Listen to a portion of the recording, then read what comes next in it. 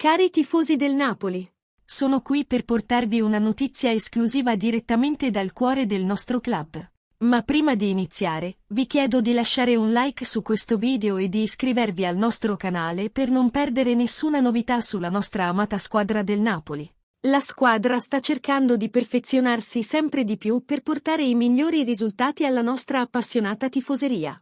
Ora, passiamo a ciò che interessa. Il Napoli ha vinto in grande stile in casa contro l'Udinese, regalando una serata di tranquillità dopo le recenti sfide che hanno coinvolto Victor Osimhen. Con un convincente punteggio di 4-1, gli azzurri hanno dissipato i dubbi che si erano accumulati nelle ultime settimane. Oltre al risultato positivo, abbiamo visto una prestazione brillante da parte di diversi giocatori, tra cui Lobotka, Anguissa e il trionfale ritorno di Kvaratskhelia al gol dopo 6 mesi.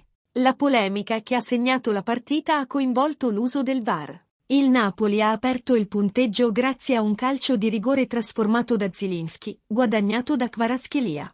Tuttavia, la decisione dell'arbitro di assegnare il calcio di rigore e l'intervento del VAR non sono sfuggiti all'attenzione del tecnico dell'Udinese, André Sottil. Sottil ha espresso la sua indignazione per quello che ha considerato un calcio di rigore inesistente. Ha messo in discussione l'uso del VAR, sostenendo che se l'arbitro non avesse considerato la falla, il VAR non avrebbe dovuto intervenire. È stata una polemica che ha acceso gli animi durante la partita. Tuttavia, è importante sottolineare che, anche con questa polemica, il Napoli ha meritato la vittoria e ha mostrato un calcio di alto livello. Quello che ci resta ora è chiudere questo capitolo, guardare avanti e prepararci per la prossima sfida contro il Genoa. E ora, cari tifosi, mi piacerebbe sentire la vostra opinione su questo argomento. Cosa pensate del calcio di rigore e dell'intervento del VAR?